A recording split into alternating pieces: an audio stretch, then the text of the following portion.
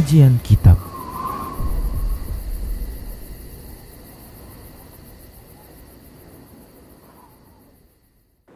Bismillah, assalamualaikum warahmatullahi wabarakatuh. Innal hamdalillah nahmaduhu wa nasta'inuhu wa nastaghfiruh wa na'udzu billahi min shururi anfusina wa min sayyiati a'malina.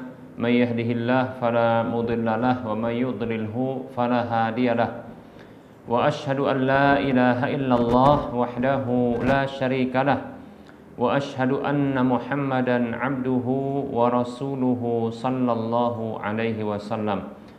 Qala Allah tabaraka wa ta'ala, ya ayyuhalladzina amanu taqullaha haqqa tuqatih wa la tamutunna illa wa antum muslimun.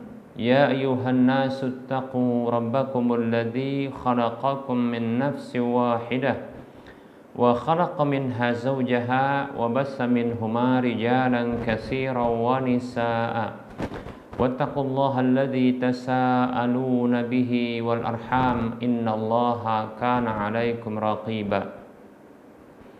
Ya ayyuhalladzina amanu taqullaha wa qulu qawlan sadida yuslih lakum a'malakum wa yaghfir lakum dhunubakum wa may yuti'illaha wa rasulahu faqad faza fawzan 'azima. Amma ba'd, fa inna asdaqal hadisi kitabullah wa khairal huda Rasulillah sallallahu alaihi wasallam wa syarrul umuri muhdatsatuha wa kullu muhdatsatin bid'ah wa kullu bid'atin dhalalah wa kullu dhalalatin finnar.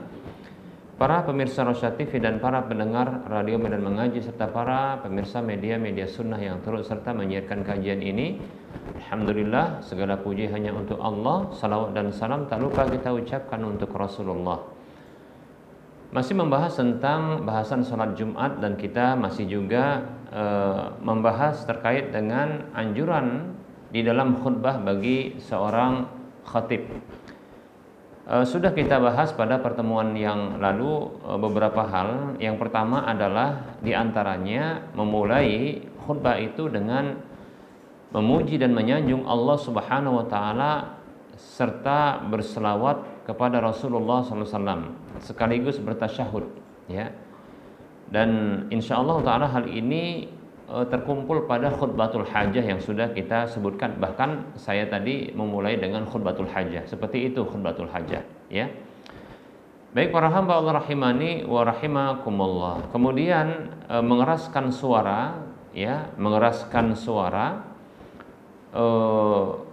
menampakkan, ya, menampakkan seolah-olah seperti orang yang memberikan peringatan dengan keras, ya. Sehingga diantara tanda-tandanya seperti adalah ia memerah matanya, meninggi suaranya, kemudian naik, ya, marahnya, seolah-olah seperti itu, ya. Baik para hamba Allah rahimani wa rahimakumullah. Nah, ini adalah sunnah Nabi Sallallahu Alaihi Wasallam. Bahkan ini fungsinya adalah agar, ya, membuat para makmum ketika itu mengambil perhatian apa yang ingin disampaikan. Kemudian para hamba Allah berikutnya adalah, ya, memendekkan khutbah dan memanjangkan salat Jumatnya. Nah, ini fungsinya diantaranya pendeknya khutbah adalah untuk tersampaikan, ya, untuk tersampaikan, ya, dengan mudah karena singkatnya materi yang disampaikan, kemudian tidak membuat, ya, para hadirin yang ketika itu menghadiri sholat Jumat itu tidak mudah bosan. Baik para hamba Allah rahimani wa rahimakumullah. Nah, berikutnya di antara yang dianjurkan untuk dilakukan oleh seorang khatib dalam khutbahnya adalah membacakan beberapa ayat dari Al-Quran dalam khutbah tersebut, ya. Apakah sebagai dalilnya, apakah itu sebagai pokok awal dari bahasan, kemudian nanti dijelaskan darinya, ya.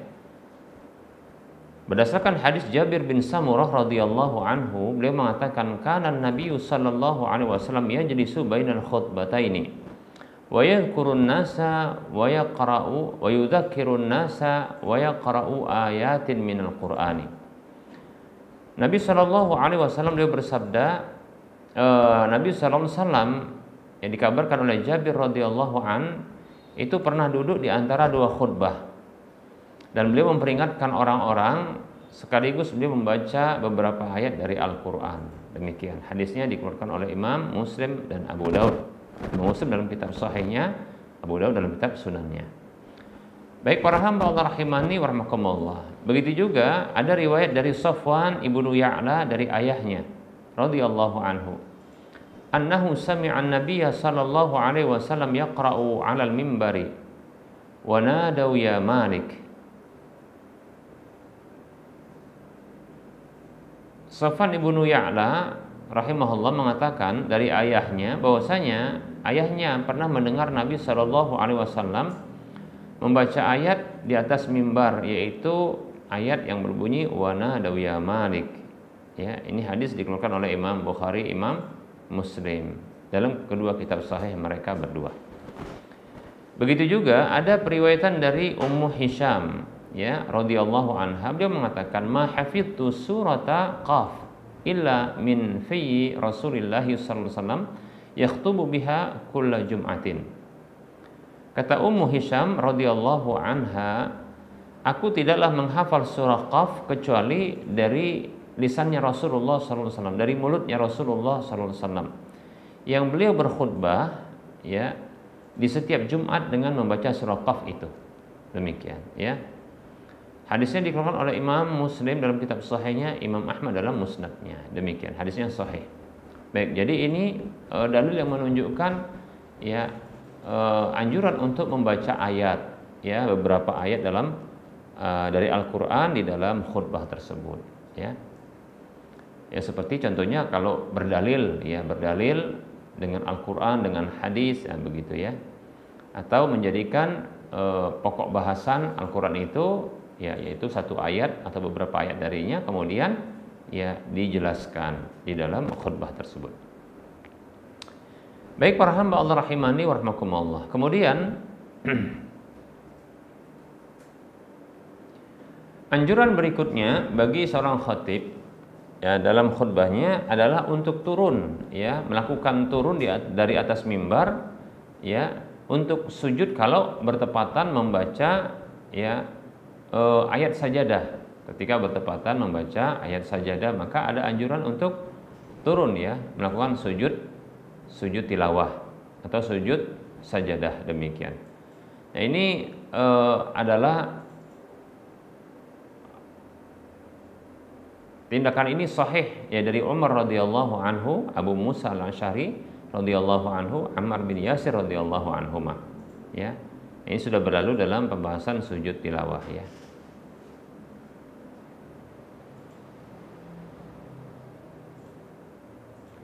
Baik para hamba Allah rahimani wa rahmakumullah. Berikutnya adalah dianjurkan untuk berdoa, ya, berdoa, ya, untuk kaum muslimin dalam khutbah. Ya. Jadi anjuran untuk berdoa, ya, untuk kebaikan kaum muslimin dalam khutbah. Ya, lebih-lebih contohnya permohonan ampun, ya. Allahumma ghfir lil muslimina wal muslimat wal mu'minin wal mu'minat walil ahya minhum wal amwat, demikian. Ya, ini dimintakan ampun, ya, untuk kaum muslimin. Dan ini dilakukan oleh Nabi sallallahu alaihi wasallam dalam satu hadis, tapi memang sih, ya, hadisnya ini didhaifkan oleh sebagian para ulama. Ini hadis dikeluarkan Imam Bazzar dalam kitab Majma', ya. Bunyi riwayatnya begini, ya, dari Samurah radhiyallahu anhu, anna Nabiyya sallallahu alaihi wasallam kana yastaghfiru lil mu'minina fi kulli jum'atin. Bahwasanya Nabi sallallahu alaihi wasallam itu pernah memohonkan ampun bagi orang-orang beriman di setiap Jumat. Demikian, ya. Walaupun sebagian ulama mendhaifkan hadis ini, tapi ini adalah sesuatu yang diamalkan, ya, oleh para ulama di sisi mereka, ya, demikian.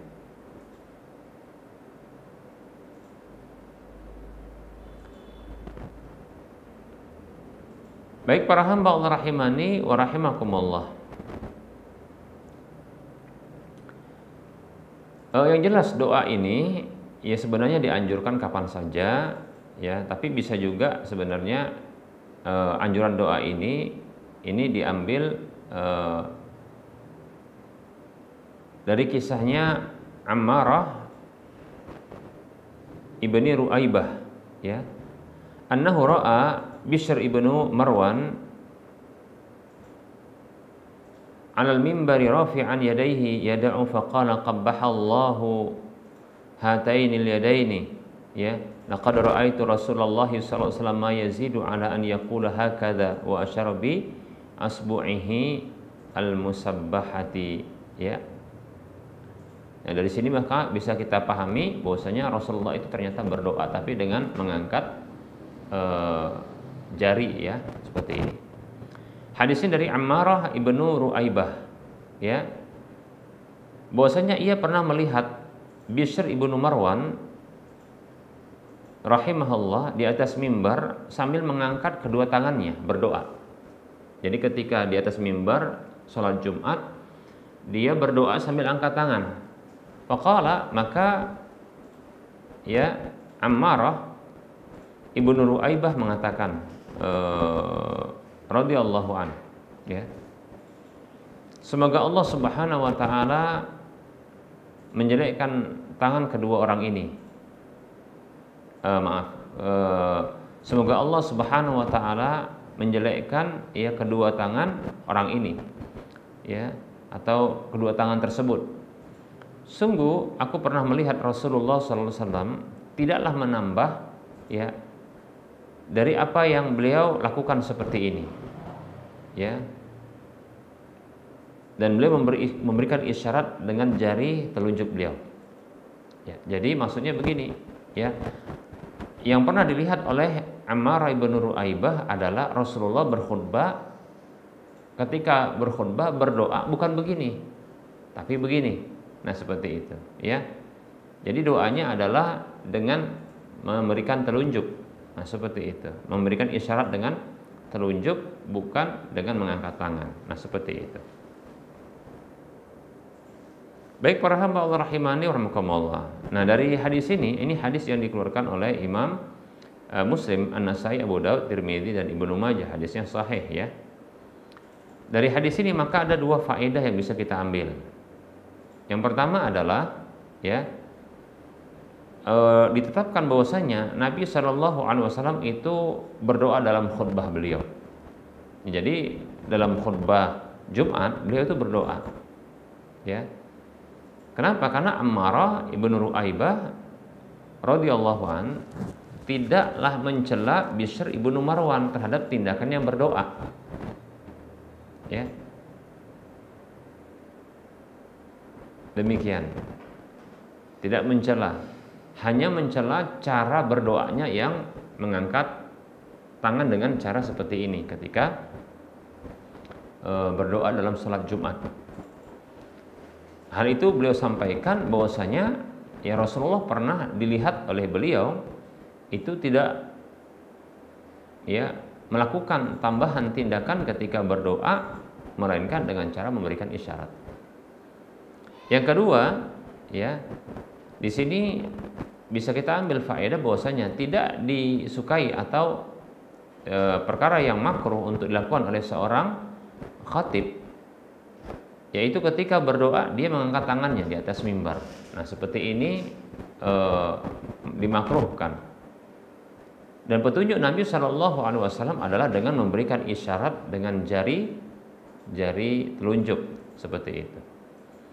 Dan ini dikuatkan ya oleh hadis Sahl ibnu Sa'ad radhiyallahu anhu yang mengatakan, ma ra'aitu Rasulullah sallallahu alaihi wasallam syahiran yadayhi qattu yad'u ala mimbarihi wala ala ghairihi walakin ra'aituhu yaqul hakadha wa asyara bis sababati wa anqada al wusta wal ibhama.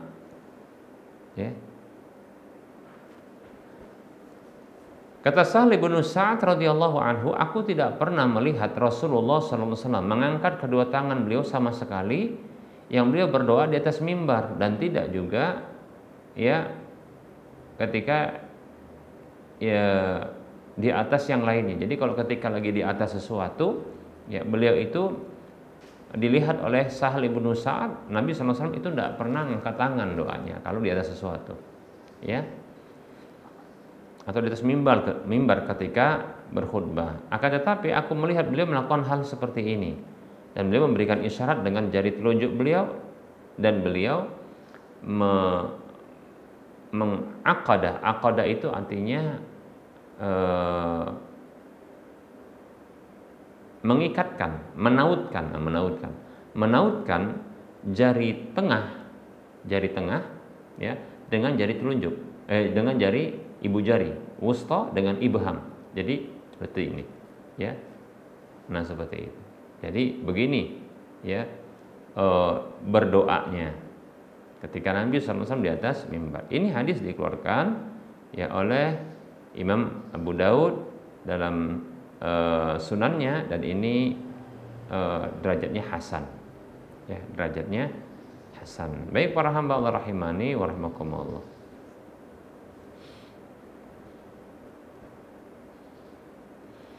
Nah, ini pendapat yang dipilih oleh Syekhul Islam Ibnu Taimiyah rahimahullah taala dan sebagian dari ulama mazhab Hambali, demikian. Tapi berbeda ya cara berdoa ketika khutbah di salat istisqa, ya. Maka di sini Rasulullah mengangkat tangan, ya, bahkan sampai tinggi, ya, angkat tangan sampai tinggi, demikian, ya, begitu. Itu dalam salat istisqa. Baik para hamba Allah rahimani wa rahimakumullah. Nah, ini pembahasan kita pada pertemuan kali ini insyaallah taala. Jadi hal-hal yang dianjurkan bagi khatib dalam khutbahnya untuk dilakukan, ya. Baik para hamba Allah rahimani wa rahimakumullah. Nah, oleh karenanya juga kalau masalah doanya, ya, doa ketika dalam kondisi berkhutbah ini silahkan doa yang ada, ya, tapi pilih yang barangkali saat ini memang dibutuhkan oleh kaum muslimin, seperti contohnya adalah ya doa permohonan ampun untuk seluruh kaum muslimin baik yang sudah wafat maupun yang masih hidup. Kemudian dihilangkan bala musibah yang menimpa mereka, seperti contohnya bala musibah yang menimpa di Palestina saudara kita, demikian, ya. Kita doakan ya semoga Allah Subhanahu wa taala ya memberikan kekuatan kepada mereka, kembali memberikan keamanan untuk mereka dan menghancurkan musuh-musuh mereka, ya, dan itu juga musuh kita, musuh Islam dan bahkan musuh Allah Subhanahu wa taala, yaitu orang-orang Yahudi, ya. Baik para hamba Allah rahimani wa rahimakumullah. Nah, ini materi yang bisa kita sampaikan. Kita mencoba untuk menjawab pertanyaan yang sudah masuk.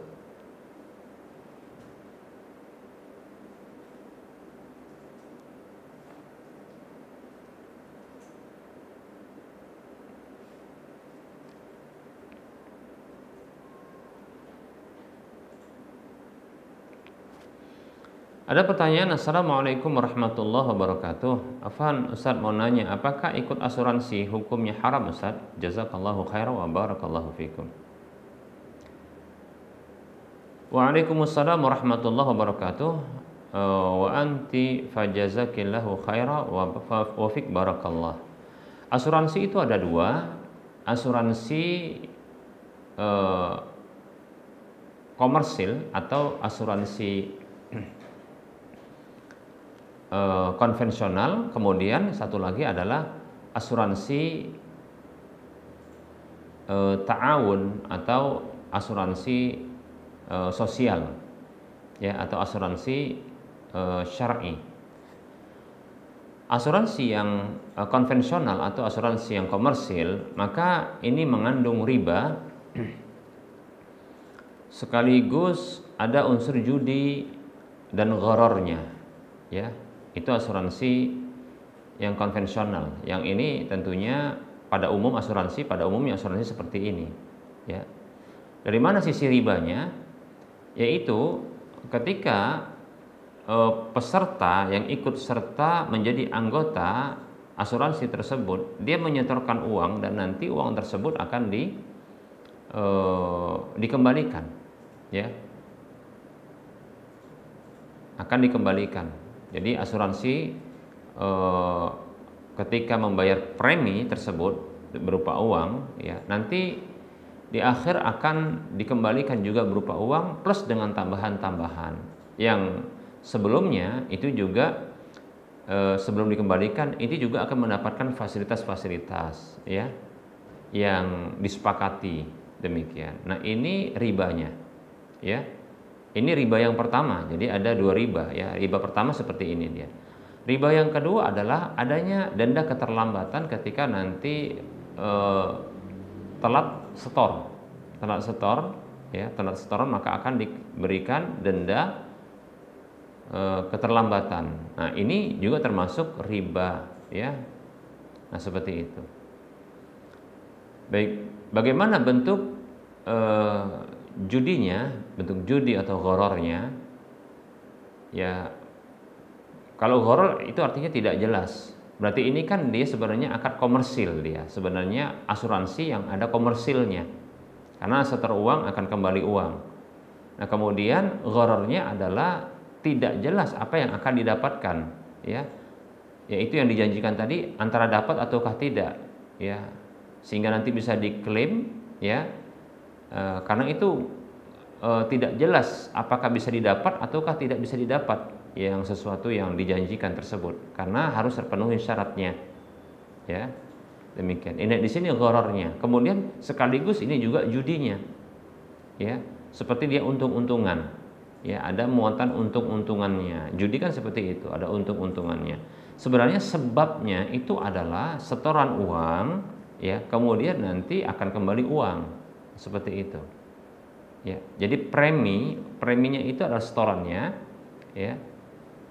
Kemudian nanti akan juga dikembalikan dengan uang. Nah, di sini judi, ada gharar, ada begitu juga ribanya, demikian, ya. Itu dia asuransi konvensional atau asuransi komersil, demikian.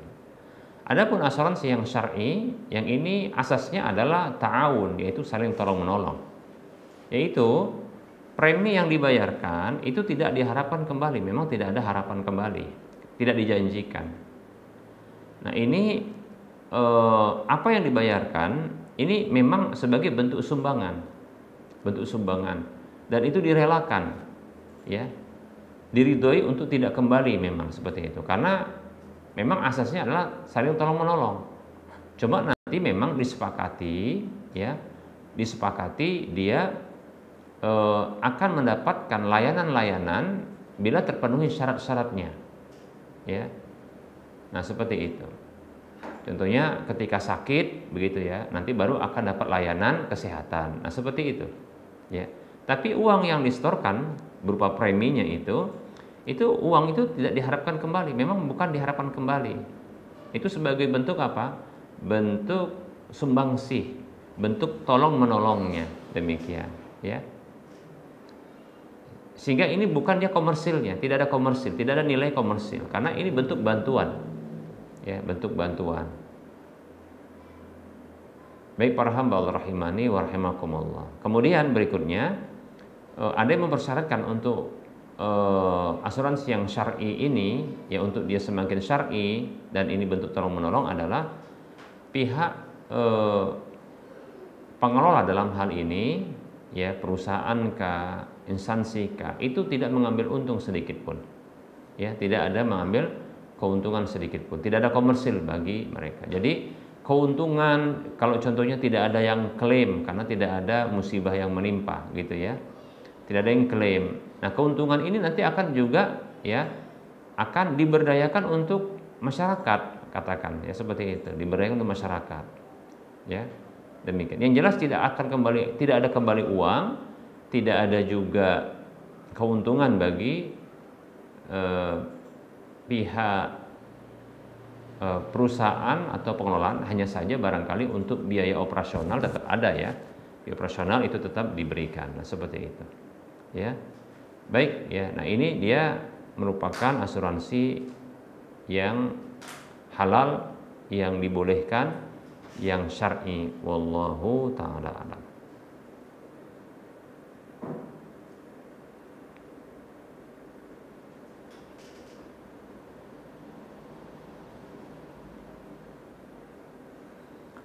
Ada pertanyaan, Assalamualaikum Ustaz, izin bertanya terkait sistem peminjaman atau hutang piutang koperasi di kantor. Misal meminjam uang 20 juta dibayar selama 10 bulan dengan pembayaran tiap bulan 2 juta.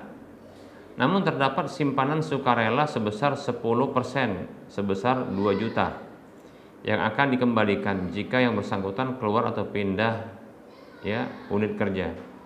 Apakah termasuk riba? Kita ulangi ya.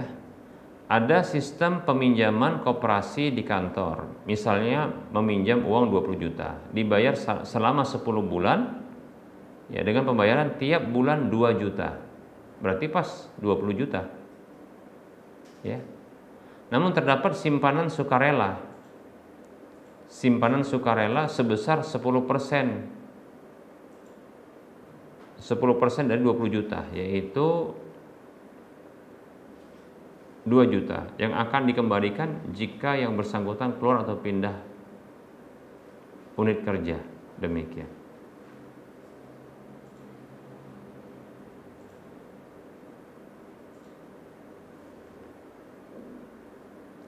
Bismillah, waalaikumsalam warahmatullahi wabarakatuh. Sekilas yang seperti ini ya tidak ada ribanya karena berhutang 20 juta kemudian dikembalikan 20 juta dalam 10 bulan ya dengan nilai 2 juta setiap pengembalian ya pembayaran tersebut. Kemudian ada simpanan sukarela yang nilainya 2 juta 10%-nya. Yang ini tentunya dari kocek atau uang orang yang berhutang meminjam. Tapi ini pun ya akan dikembalikan ya kalau pindah, katanya seperti itu. Maka ini tidak ada ribanya karena akan tetap dikembalikan. Nah, seperti itu. Cuma dia tetap saja ya ada uang simpanannya. Dan itu simpanan wallahu taala alam ya sepertinya adalah untuk dari untuk para kemaslahatan juga dari para anggota, sepertinya seperti itu ya. Karena ini akan dikembalikan. Ya. Atau bisa juga ini bisa dipahami sebagai bentuk